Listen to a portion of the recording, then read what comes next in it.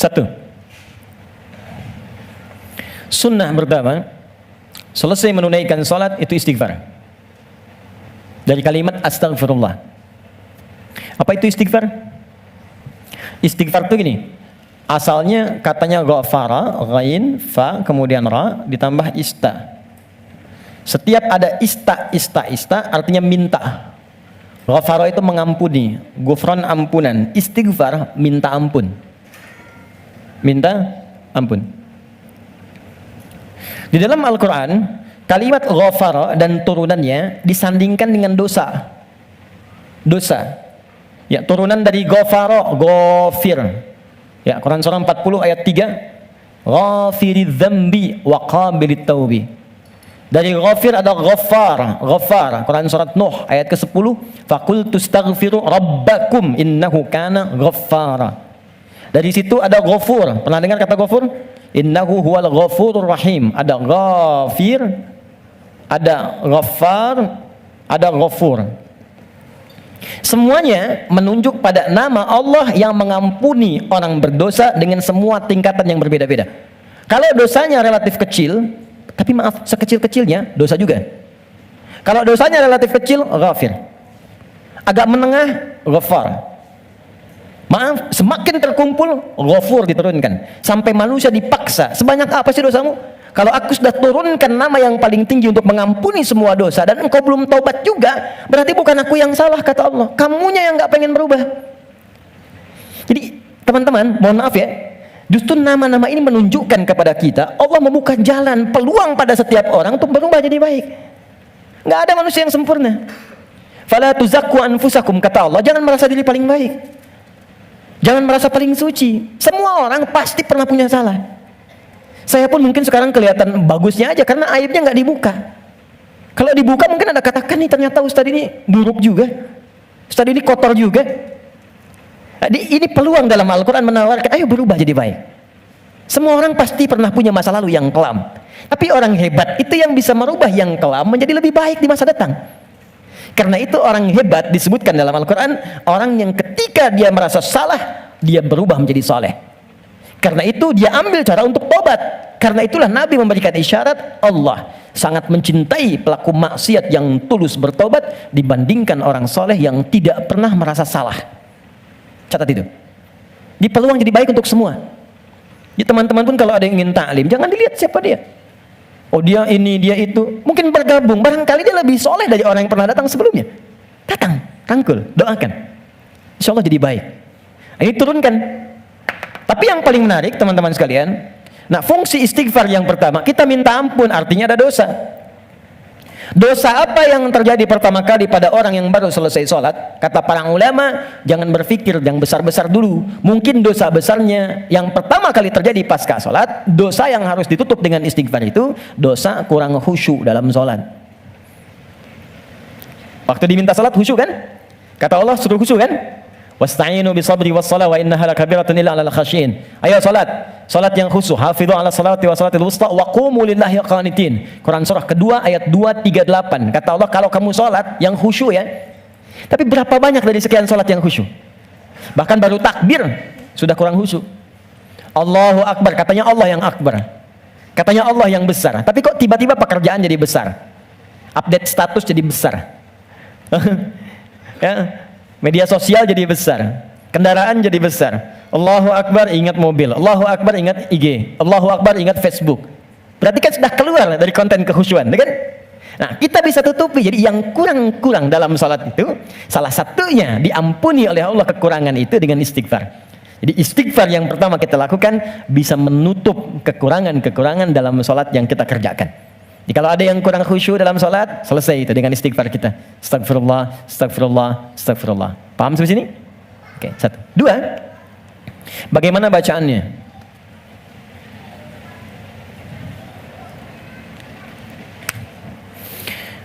Teman-teman sekalian, bacaan istighfar itu bergantung pada kadar dosa dan jenis kesalahan yang kita perbuat. Misal, kalau yang standar tadi, ini kan standar. Ingat cara membaca hadis Nabi itu begini, jangan pakai terjemahan. Lihat dengan ilmunya. Jadi kalau Nabi katakan ini bukan berarti harus begini saja, kalau yang lain tidak. Bukan. Kumpulkan dulu semua referensinya, baru kita lihat. Yang tadi, yang singkat, itu bacaan standar. Astagfirullah, astagfirullah, astagfirullah. Itu standar. Standar kita baca untuk menutupi kekurangan dalam salat. Tapi kalau kita ingin memohon kepada Allah dengan istighfar itu real, nyata, menggugurkan dosa yang kita kerjakan, maka coba oleh antum diingat dulu, punya jenis dosa apa yang kita kerjakan dalam kehidupan. Ya, saya beri contoh 3 dalam Al-Quran. Sebenarnya nggak terlampau banyak ya. Dosa standar. Dosa standar. Apa dosa standar itu? Ya standarnya memang sering berdosa. Contoh, mata fungsinya apa? Oh kan? Lupa kan? Oh, kalau sudah lupa suka nggak ingat memang. Mata itu untuk kita bukan melihat, tapi melihat yang baik-baik. Ingat, melihat yang baik-baik. Teruskan kalimatnya. Kalau melihat saja, semua dilihat. Tapi ketika Anda ikutkan melihat yang baik, berarti ada yang boleh dilihat, ada yang tak boleh dilihat. Yang baik itu yang dilihat. Ketika mata melihat yang tak baik, berarti salah. Kalau salah, berpeluang dosa. Gambar tak baik, nggak boleh dilihat. Tayangan tak baik, nggak boleh dilihat. Digi, maaf sekali kalau kurang menyenangkan kalimatnya, tapi karena saya sayang dengan Anda. Saya sayang, saya khawatir nggak bisa berjumpa di suatu saat nanti. Dan saya nggak tahu saya pun di mana. Tapi karena saya sayang pada Anda, saya sampaikan kalimat ini. Kalau dipandang saya nggak boleh, apalagi dilakukan? Maka jangan jadi pelakunya. Melihat aurat orang saja yang tampaknya nampak, nggak boleh dilihat, terus Anda jadi pelakunya. Jadi bintangnya gitu. Maka berapa banyak dosa Anda kumpulkan dari situ? Jadi ketika mata saja, ini kan mata peluang melihat yang tak baiknya banyak. Ya Anda keluar dari sini, Videotron muncul. Jangankan keluar, buka handphone ada gambar, WhatsApp ada iklan. Anda lihat status, yang lihat status istri orang. Terus sebaliknya. Ya salah? Tidak. Tapi kalau syahwat datang, jadi keliru. Salah bicara. Coba tunjukkan pada saya. Sampai jam sekarang saja teman-teman, jam 11 ini, berapa kali mata salah lihat? Telinga salah dengar, pikiran salah menangkap, lisan salah bicara, sampai ujung kaki. Maka untuk menutup itu ada zikir standar yang kalau dibacakan kita memohon kepada Allah, lisan yang salah tempat, mata yang salah tempat, telinga yang salah fungsi bisa ditutup oleh Allah dosa-dosanya. Salah menempatkan sesuatu disebut dengan zalim namanya. Zalim itu keliru menempatkan sesuatu bukan pada tempatnya. Gelas untuk minum, gayung untuk mandi. Ada orang mandi pakai gelas, minum pakai gayung. Zalim. Mata melihat yang baik. Ketika dipakai melihat yang tak baik, zalim namanya. Maka ada zikir untuk menutup perbuatan zalim dan minta rahmat kepada Allah untuk mengampuni dosa-dosa yang tertuang dalam perbuatan zalim itu. Itu di Quran surah ke-7 ayat ke-23. Dan zikir itu sudah diajarkan oleh Nabi Adam sejak pertama turun dari surga ke bumi. Rabbana zalamna anfusana wa illam taghfir lana wa tarhamna lanakunanna minal khasirin. Quran surah ke-7 ayat 23. Oke. Kalau teman-teman pengen baca untuk menutup dosa-dosa itu, kita tahu nih banyak dosa misal. Atau mohon maaf saya tes dulu atau saya tes lagi. Barangkali ada yang merasa dosanya masih sedikit. Yang nggak punya dosa hari ini siapa? Boleh angkat tangan. Oke. Yang sedikit. Yang banyak. Kayak saking banyaknya kita sulit angkat kan? Karena merasa ada, karena standar. Ini apalagi sekarang peluangnya banyak tuh. Saya barusan protes tuh di pagi tadi. Saya mengingatkan pada media-media. Kenapa sih sekarang banyak menampilkan yang buruk-buruk tayangannya? Sehingga jadi tutorial maksiat gitu. Sekarang maksiat tuh ada tutorialnya. Coba Allahu Akbar, saya di jalan aja mau ke sini, buka berita isinya pembunuhan, perampokan, gini itu. Apa nggak ada yang baik-baik diberitakan? Orang itu kan apa yang diberitakan, pasti itu yang dilihat. Jadi kalau Anda membuat tayangan bagus punya dilihat juga. Jadi kalau bisa bikin yang soleh, kenapa membuat yang salah? Kalau bisa membuat yang baik, teman-teman nih ya, misal Anda nih ikut project, bekerja di situ. Jadi kalau Anda semuanya kompak kerjakan yang baik, ya kan ikut kok semuanya. Siapa mau mainkan yang buruk-buruk? Jadi kalau kita bisa mengerjakan yang mulia, kenapa harus mencari sesuatu yang tidak baik? Nah, sekarang kita sendiri ketika mengerjakan diingat, ini baru hari ini, belum sebelumnya. Di begitu kita ingat, kita ingin tutupi, mohon izin, saya mungkin kalimatnya kurang menyenangkan. Setiap kita akan yakin akan meninggal, pasti akan wafat, pasti. Teman-teman pernah ingat nggak? Kita mengaji dari tahun berapa sampai sekarang? Coba hitung satu-satu di antara kita.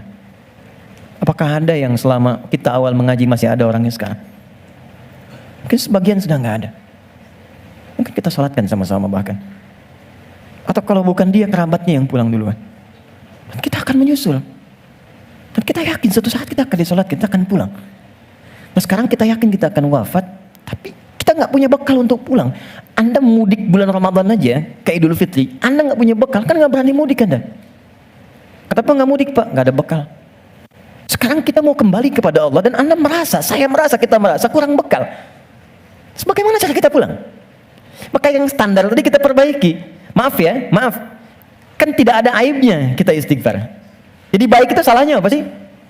Mata kan sama-sama melihat juga, telinga sama dengar juga. Jadi kalau kita bisa mendengar yang baik, kenapa harus mengerjakan yang tidak baik? Maka kita koreksi, kita bacakan Rabbana zalamna anfus. Ya Allah, kami selama ini salah. Anfus itu diri. Saya salah menempatkan tubuh saya. Saya mengakui mata saya salah lihat. Saya mengakui telinga saya salah dengar. Sampai ke kaki saya, ya Allah, saya mengakui itu semua. Wa illam taghfir lana ghafar. Dan saya mohon ya Allah, kalau kau nggak ampuni dosa aku ini saat ini, wa tarhamna, nggak rahmati aku, nggak sayangi aku dengan ampunanmu, lanakunanna minal khasirin. Aku takut kalau pulang aku rugi. Aku takut kalau wafat sekarang terus aku masih banyak. Itu minta. Ini yang pertama. Maka dari itu, Anda boleh bacakan itu. Kalau standar tadi, astagfirullah, astagfirullah, astagfirullah. Jadi yang dimaksud baca astagfirullah itu yang standar. Untuk menutup yang salat. Jadi kalau Anda sudah bacakan itu astagfirullah, astagfirullah, astagfirullah, kemudian Anda ingin spesifik mengoreksi diri Anda, Rabbana zalamna anfusana wa illam taghfir lana wa tarhamna lanakunanna minal khasirin. Paham? Satu. Dua, saya beri contoh yang lain.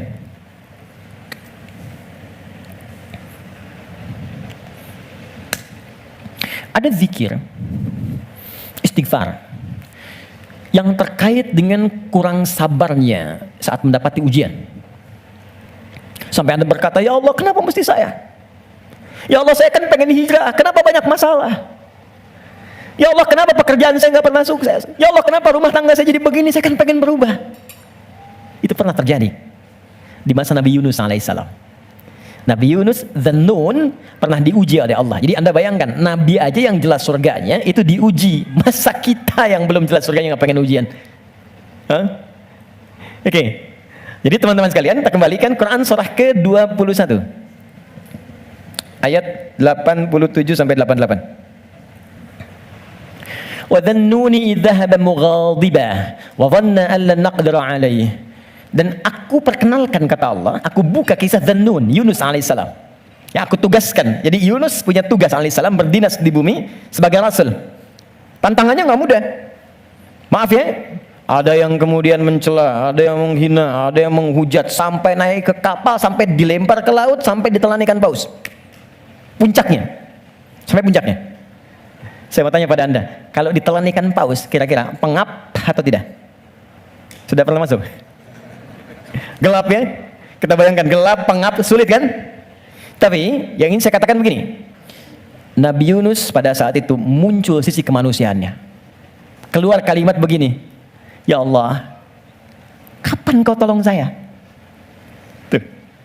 Idzaba mughadiba fa dhanna alla naqdir alaihi. Dia kira kami enggak akan tolong. Dia berkata, ya Allah, kapan tolong saya? Kemanusiaannya. Cuman karena beliau nabi dan rasul, punya sifat ma'sum, maka diturunkanlah bimbingan oleh Allah untuk menjaga beliau supaya terbebas dari kesalahan. Dijaga. Itu sifat ma'sum dari nabi dan rasul. Maka kami turunkan zikir kepadanya untuk mengatakan, kamu jangan mengeluh. Ini ujian. Maka diajarkan zikir oleh Allah untuk mengentaskan keluh kesahnya. Setelah keluh kesah hilang, maka semua kenikmatan didatangkan kepadanya. Tapi yang paling menarik, di ujung ayat yang ditutup, akan ada orang beriman melakukan keluhan yang sama di masa depan. Walaupun gak masuk ke perut ikan paus. Makanya kalimat Allah ketika membebaskan Nabi Yunus dari perut ikan paus setelah berzikir itu, kalimatnya fastajabna lahu fanajjainahu minal ghamb. Kami cepat jawab doanya. Jadi begitu berzikir, dikabulkan oleh Allah, ditutup semua dosa-dosanya. Dosa mengeluh ditutup, dosa seakan menyalahkan Allah ditutup. Ketika ditutup, kami selamatkan dari kesulitannya, kami limpahkan rezeki yang pernah dirasakan oleh ia sebelumnya, bahkan lebih. Tapi belum selesai ayatnya. Wa kadzalika nunjil mu'minin. Demikian pula kalau ada orang beriman tanpa batas di masa depan, umat siapapun ia, mengeluhkan peristiwa serupa, kalau dia melakukan zikirnya, aku lepaskan dari kesulitan yang menghimpit, aku berikan kebahagiaan tanpa batas. Saya tanya pada Anda, pernah nggak ada yang mengeluhkan ujian Allah dalam pekerjaan misalnya? Di rumah tangga, ya Allah kenapa mesti saya? Ya Allah why me? Kata Allah why not? Ya Allah kapan ini berakhir? Sebentar lagi. Ya Allah, ya Allah, ya Allah kenapa saya? Ya Allah saya kan pengen baik. Udah pengen hijrah bagus, datang ke masjid tampilan bagus, sendal paling bagus, pulang hilang sendal. Ya, ada aja gitu kan? Dan kita menuntut. Ya kata Allah tuh, kamu ini bagaimana? Nabi dulu aja diuji. Tapi Allah turunkan zikir untuk menghilangkan itu semua. Sebelum sampai pada zikirnya, teman-teman sekalian, Allah turunkan standar menghadapi ujian semacam ini. Ini pernah saya sampaikan sebelumnya. Jadi untuk menguatkan teman-teman dan saya serta kita semua, ini standar ujian tuh begini. Dan banyak kata Allah gagal melewati ujian itu bukan karena kurang pintar, tapi nggak belajar cara melewatinya. Saya bikin persamaan sebentar ya. Di situ aja, nggak apa, nggak. Saya tahu mana yang saya harus dihapus. Mana coba? Nah, saya tunjukin. Antum di situ dulu, lihat dulu. Ya, saya tunjukin ya. Bismillah. Karena antum yang orang pertama saya tes nanti. Insya Allah. Yang ini dulu. Ini tidak. Jazakallah khair. Kalau mau dipegang, boleh. Pegang dulu aja. Lihat sini. Saya bikin persamaan begini. Saya tanya dulu. Mau masuk surga? Masya Allah, alhamdulillah, surga punya persamaan. Mau dekat dengan Allah? Alhamdulillah, masya Allah, dekat dengan Allah. Baik. Mau dapat ujian? Kok jadi lemas? Mau punya masalah nggak? Enggak. Maaf ya, cuman sayang persamaannya tertulis demikian. Surga dekat dengan Allah, ternyata kuncinya disebut dengan sabar. Kuncinya apa? Sabar. Ketika seorang masuk surga, maka kalimat pertama dari malaikat ucapannya selamat karena Anda punya kunci sabar untuk masuk ke sini. Itu di Quran surah ke-13 ayat 24. Salamun alaikum bima sabartum fa ni'ma uqbaddar. Selamat Anda sabar. Karena punya sabar, Anda bisa menikmati segala kenikmatan yang telah dipaparkan di surga ini. Yang ingin dekat dengan Allah, ternyata kuncinya pun serupa, sabar. Dalilnya Quran, surah kedua, ayat 153. Innallaha ma'as sabirin. Allah bersama orang-orang sabar. Di saya membuat persamaan begini, surga sama dengan dekat dengan Allah, sama dengan sabar. Sekarang, persamaan sabar dalam Al-Quran, sabar bersanding lurus dengan ujian. Dengan masalah. Ujian. Masalah.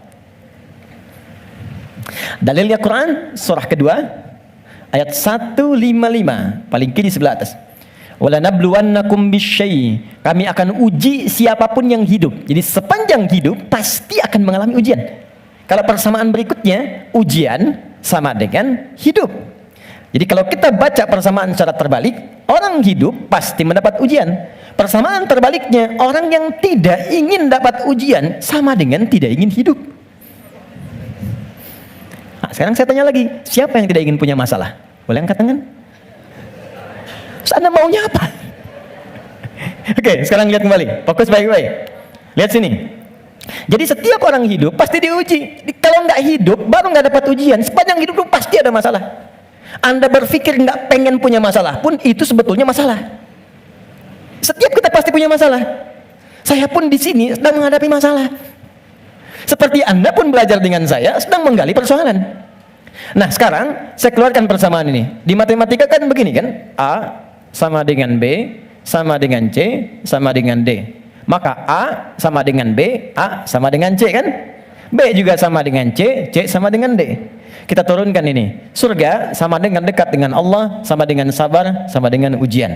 Maka kalau kita turunkan, orang yang mau pengen ke surga sama dengan ujian. Pengen dekat dengan Allah sama dengan ujian. Pengen sabar sama dengan ujian. Jadi kalau Anda ingin mendapatkan surga, pasti dapat ujian. Karena surga itu kunci untuk mendapatkan nikmat Allah. Dan untuk mendapat nikmat Allah, sabar. Untuk sabar, ada ujian. Jadi ujian itu kunci untuk ke surga. Ujian itu kunci untuk dekat dengan Allah. Ini makanya berbahagialah ketika sedang punya masalah.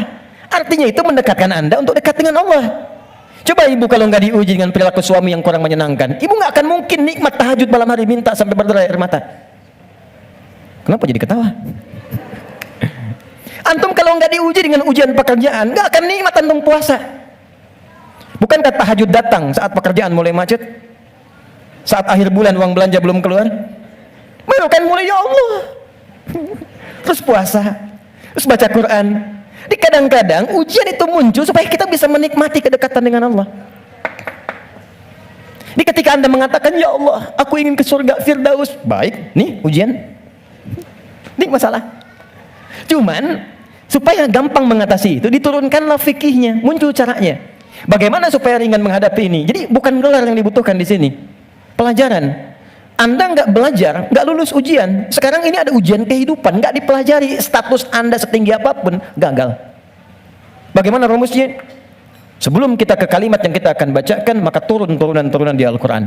Ada 3 rumus. Pertama, kalau Anda sedang menghadapi masalah, kalau tidak ingin rumit, baik di kantor, di rumah, dimanapun, pertama kata Allah berlaku Quran surah kedua ayat 286. La yukallifullahu nafsan illa.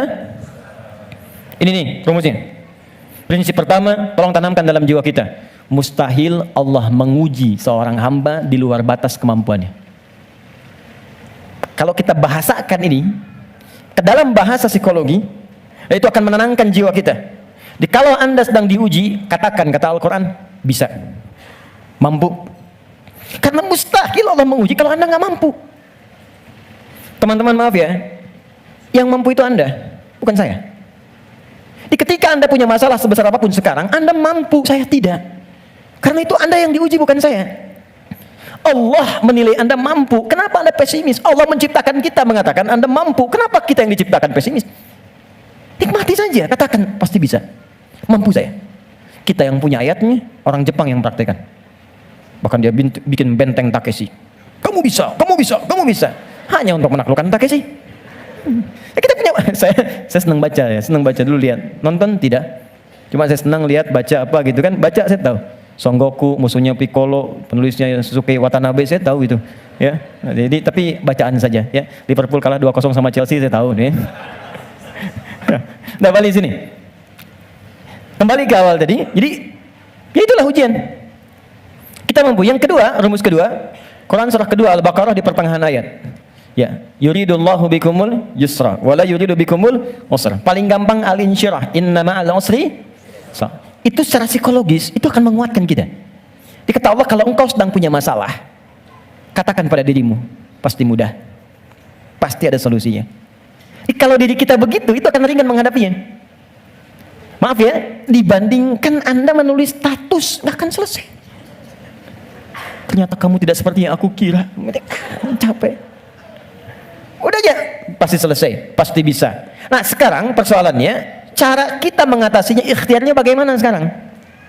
Nah supaya kuat, maka kadang-kadang ada tindakan yang keliru. Kadang mengeluh, kadang curhat nggak jelas, kadang cerita ke orang, alih-alih kemudian kita mengadu kepada Allah, atau puncaknya malah menyalahkan Tuhan. Maka diturunkanlah oleh Allah sebuah zikir lewat lisan Nabi Yunus alaihissalam, yang kalau dibacakan seketika Allah tenangkan keadaan jiwa, dibuang keluh kesah, dan langsung diberikan jalan terbaik untuk mendapatkan nikmat yang diharapkan. Apa bentuk zikirnya? Quran surah ke-21 ayat 77-nya. Wa nada fil zulumati alla ilaha illa anta subhanaka inni kuntu minadh. Itu zikirnya. La ilaha illa anta subhanaka inni kuntu minadh zalimin. La ilaha illa anta subhanaka inni kuntu minadh zalimin. Ini umum. Bisa di jabatan mungkin kurang menyenangkan, bisa di harta benda, bisa di persoalan. Nabi Yunus kan belum menjabat sebagai rasul, cuma dikerjai oleh orang, dilempar ke perut ikan paus sampai keluar. Bahasa Qur'annya, wa kadzalika nunjil mu'minin. Kalau ada orang beriman berzikir seperti sama yang dikerjakan oleh Yunus, kami selamatkan ia seperti kami selamatkan Yunus alaihissalam. Boleh dikerjakan pasca salat. Langsung perintahnya di Al-Quran. Jadi kalau secara pribadi bacakan Rabbana zalamna anfusana, zikir terkait tadi bacakan ini. Bonusnya ada juga kan penyakit yang suka memvonis diri. Ya Allah, aku kok malah sakit begini? Kenapa mesti aku yang sering tahajud, sering puasa? Kenapa begini? Lakukan zikir Nabi Ayub alaihissalam. Bukan hanya diberikan ketenangan pada jiwa, bahkan diberikan kesembuhan. Diberikan kesembuhan. Saya berani mengatakan ini karena saya coba praktekkan di kalangan teman-teman spesifik. Dan hasilnya 100%. 100%. Ini ada saudara kita yang sedang ikut karantina dari Goa. cukup jauh, Makassar ke sana. 30 orang. Rata-rata di atas 50 tahun. 53, 57, sekian. Sekaligus pendidikan imam. Sekarang di Sukabumi. Ada di antara mereka yang matanya satu nggak ngelihat. Satu. Coba saya sampaikan pesan Al-Quran ini, saya datang, saya kunjungi ke sana, saya sampaikan, begini cara menghafal, Anda bacakan doa ini sebelum menghafal ini, setelah menghafal ini. Kalau ada hajat khusus, cari di Al-Quran. Saya tunjukkan beberapanya. Dan tahu apa yang terjadi? 2-3 hari ke belakang saya dapat berita, ternyata yang nggak melihat ini, hari pertama, kedua, ke-13, ke-14, ke-15, tiba-tiba remang-remang melihatannya. Begitu masuk hari selanjutnya, dia buka kamar mandi, masih pakai handuk, langsung ada cahaya. Ini nyata. Kelihatan semua benda yang di situ. Bisa melihat kembali. Dia keluar seketika, dia langsung sujud. Bersyukur kepada Allah Subhanahu wa ta'ala. Ini kisah nyata, saya tidak mengarang. Nanti mungkin sebentar lagi ke depan akan kita sampaikan untuk share kepada yang lain. Ada kemuliaan. Jadi kalau makhluk mengatakan mustahil, itu tanda dari Khalik, tinggalkan makhluk, minta pada Allah. Nah, ada zikir Nabi Ayyub alaihissalam untuk menghilangkan keluh kesah ketika sakit. Itu di Quran surah ke-21 ayat 83 sampai 84. 84 jawabannya. Wa ayyuba idz nada rabbahu, zikirnya anni massaniya dhurru wa anta arhamur rahimin. Allahumma anni massaniya dhurru wa anta arhamur rahimin. Ya Allah, penyakit ini sudah mengganggu saya, melukai saya, sedangkan Kau yang paling sayang kepada saya. Kalau yang paling sayang saja tidak menyembuhkan saya, kepada siapa lagi saya mesti meminta? Oke, jadi itu ya. Itu zikir pasca salat. Kalau ingin standar, silakan. Astagfirullah, astagfirullah, astagfirullah. Allahumma antas salam, minkas salam, tabarakta ya dzal jalali wal ikram. Kalau ada kebutuhan tertentu, silakan pilih. Ya, sesuai dengan standarnya. Kalau tobat umum dengan ini ingin dipanjangkan, silakan. Astagfirullahal azim, alladzi la ilaha illa huwal hayyul qayyum wa atubu ilaih.